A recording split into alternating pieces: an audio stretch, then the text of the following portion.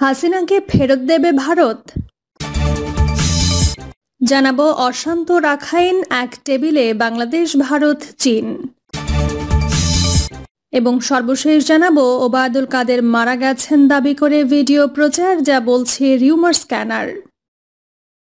এতক্ষণ শুনছিলেন সংবাদ শিরোনাম, এবার বিস্তারিত। হাসিনাকে ফেরত দেবে ভারত। শেখ হাসিনাকে বাংলাদেশে ফেরত দিতে ভারতের প্রতি আহ্বান জানান আন্তর্জাতিক অপরাধ আইন বিশেষজ্ঞ টবি ক্যাটম্যান।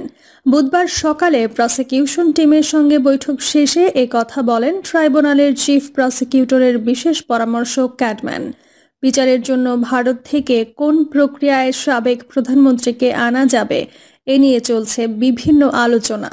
এই পরিস্থিতিতে ভারত থেকে স্বাভাবিক প্রক্রিয়াতেই শেখ হাসিনাকে ফেরত পাওয়ার আশা করছেন আন্তর্জাতিক অপরাধ ট্রাইব্যুনালের চিফ প্রসিকিউটরের বিশেষ পরামর্শক টবি ক্যাটম্যান। তিনি বলেন, শেখ হাসিনাকে পলাতক দেখিয়ে বিচার করতে কোনো বাধা নেই।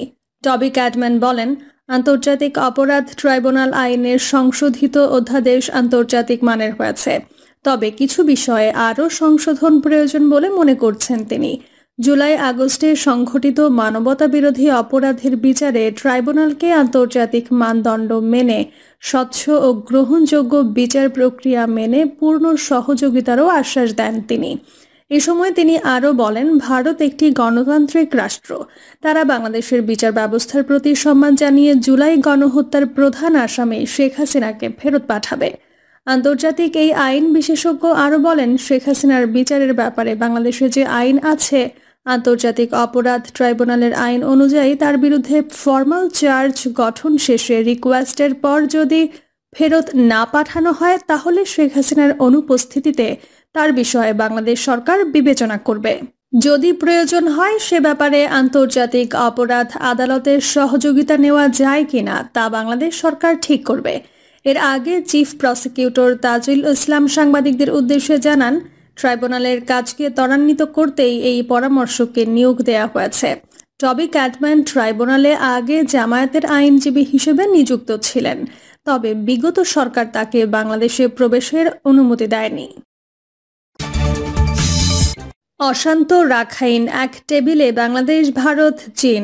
একে একে বিভিন্ন বিদ্রোহী গোষ্ঠীর নিয়ন্ত্রণে চলে যাচ্ছে মিয়ানমার। কোণঠাসা কেন্দ্রীয় বাহিনী তথা জান্তা সরকার। তাদের হাত ছাড়া হচ্ছে এলাকার পর এলাকা। বিশেষ করে সীমান্ত অঞ্চলগুলো বিদ্রোহীদের ঘাঁটিতে পরিণত হয়েছে। দুদিন আগে বাংলাদেশ ঘেঁষা রাখাইনের প্রায় 90% নিয়ন্ত্রণ প্রতিষ্ঠার দাবি করছে বিদ্রোহীরা। সীমান্ত ঘেঁষা মংডুর 271 কিলোমিটার এলাকায় দখল প্রতিষ্ঠা করতে তারা সক্ষম হয়েছে বলে জানিয়েছে আন্তর্জাতিক মিডিয়া। উত্তেজনা আছে দেশটির শান রাজ্যে। জানুয়ারিতে শান রাজ্যের হোপাং শহরে আলাদা প্রশাসনিক ব্যবস্থা চালু করে দেশটির সশস্ত্র বিদ্রোহী গোষ্ঠী দ্য ইউনাইটেড ওয়া স্টেট পার্টি ওই রাজ্যের 2টি শহর তারা তখনই দখল করে নেয়। ফেব্রুয়ারিতে মিয়ানমারের কাচিন রাজ্যে চীন সীমান্তবর্তী একটি সামরিক ঘাঁটির নিয়ন্ত্রণ নেয় দেশটির জাতিগত সশস্ত্র বিদ্রোহীরা। রাজ্যের মানসি শহরে অবস্থিত ওই ঘাঁটিতে কাচিন ইন্ডিপেন্ডেন্স আর্মি ও কাচিন পিপলস ডিফেন্স ফোর্স যৌথভাবে আক্রমণ চালায়। কয়েকদিনের তুমুল লড়াইয়ের পর জান্তা সেনারা পিছু হটলে ঘাঁটির নিয়ন্ত্রণ নেয় তারা। মার্চে থাইল্যান্ড সীমান্তের কাছাকাছি মায়াবতী শহরে জান্তার একটি কার্যালয় ও থানা দখল করে নেয় ওই অঞ্চলে জান্তা সরকারের বিরুদ্ধে যুদ্ধরত বিদ্রোহী গোষ্ঠী কারেন ন্যাশনাল লিবারেশন আর্মি ও তাদের সহযোগীরা। মায়াবতী শহরের থিঙ্গা নিনাউঙ্গ অঞ্চলে জান্তার ইনফ্যান্ট্রি ব্যাটালিয়ন 355 এর পতন হয়। উদ্ভূত পরিস্থিতি পর্যালোচনা এবং বর্ডারিং কান্ট্রিগুলোর করণীয় ঠিক করতে মিয়ানমারের আশেপাশের দেশগুলোর পররাষ্ট্রমন্ত্রী পর্যায়ের একটি ইনফরমাল বৈঠক বসছে ব্যাংককে। জরুরি এই আলোচনায় এক টেবিলে বসছে বাংলাদেশ, ভারত ও চীন। সেখানে পূর্ব তিমুরও অংশ নিতে পারে বলে জানা গেছে। ওই বৈঠকের আনুষ্ঠানিক ঘোষণা এখনো হয়নি, তবে কূটনৈতিক সূত্র মানবজমিনকে এটা নিশ্চিত করেছে যে ব্যাংককের এক্সট্রাঅর্ডিনারি বৈঠকটি হবে 19 ডিসেম্বর। হোস্ট থাইল্যান্ডের তরফে ইনফরমাল সেই বৈঠকে পররাষ্ট্র উপদেষ্টা মোহাম্মদ তৌহিদ হোসেনকে বিশেষভাবে আমন্ত্রণ জানানো হয়েছে। বৈঠকে ভারতের পররাষ্ট্রমন্ত্রী ডক্টর এস জয়শঙ্কর থাকবেন এই বিষয়েও নিশ্চিত হয়েছে বাংলাদেশে। তবে চীনের প্রতিনিধিত্ব কে করবেন তা নিয়ে এখনও ধোঁয়াশায় রয়েছে ঢাকা।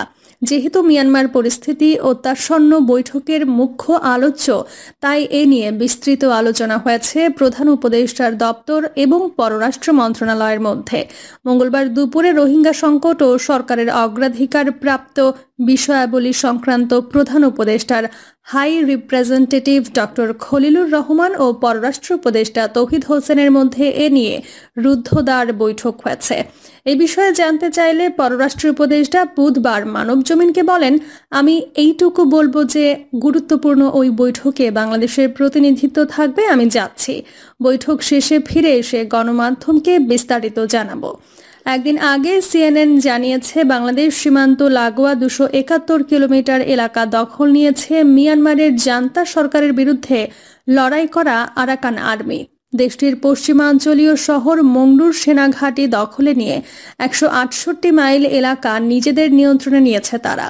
এর মাধ্যমে রাখাইন রাজ্যের উত্তরাঞ্চলে পুরোপুরি নিজেদের দখল বলবৎ করেছে সশস্ত্র গোষ্ঠীটি, যার মাধ্যমে জান্তা সরকারের বিরুদ্ধে আরেকটি বড় সফলতা অর্জন করল তারা।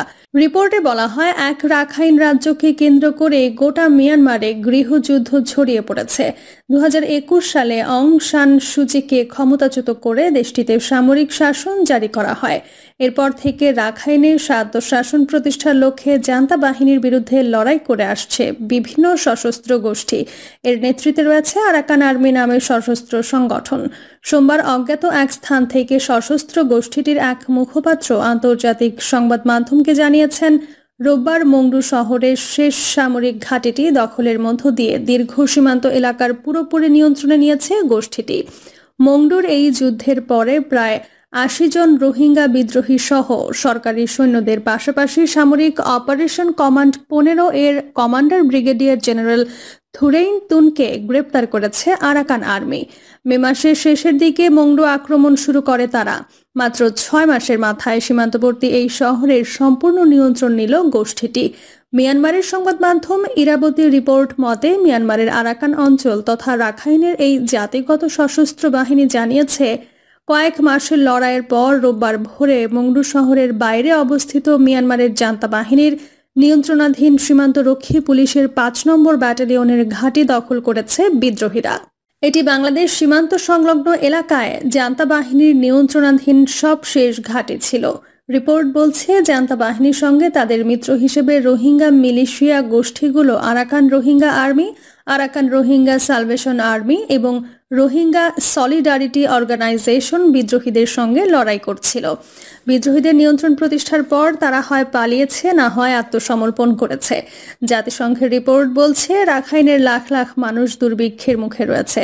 জান্তা সরকার রাজ্যে খাদ্য, জ্বালানি, ওষুধ সহ আন্তর্জাতিক মানবিক সাহায্য সরবরাহ বন্ধ করতে সড়ক ও জলপথ অবরোধ করেছে। রাখাইনে চলমান লড়াই পর্যবেক্ষণকারী সামরিক বিশ্লেষকদের বরাতে বিশ্ব সংস্থার রিপোর্টে বলা হয়, বাংলাদেশের সঙ্গে বাণিজ্য পুনরুদ্ধার রাখাইন রাজ্যের মানুষের দুর্দশা লাঘবে সহায়ক হতে পারে।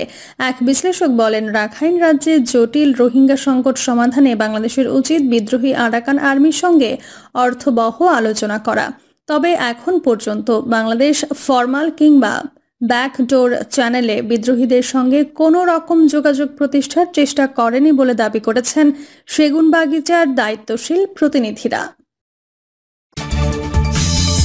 ওবায়দুল কাদের মারা গেছেন দাবি করে ভিডিও প্রচার, যা বলছে রিউমার স্ক্যানার। সম্প্রতি আওয়ামী লীগের সাধারণ সম্পাদক ও সাবেক সড়ক পরিবহন ও সেতুমন্ত্রী ওবায়দুল কাদের মারা গেছেন এমন দাবি করে একটি ভিডিও ইন্টারনেটে প্রচার করা হয়েছে। টিকটকে প্রচারিত ওবায়দুল কাদের মারা গেছে শীর্ষক ভিডিওটিতে দাবি করা হয়, বঙ্গবন্ধু শেখ মুজিবুর রহমান মেডিকেল বিশ্ববিদ্যালয়ে ভর্তির পর মারা গেছেন তিনি। ওই ভিডিওটি প্রায় 8 লাখ বার দেখা হয়েছে।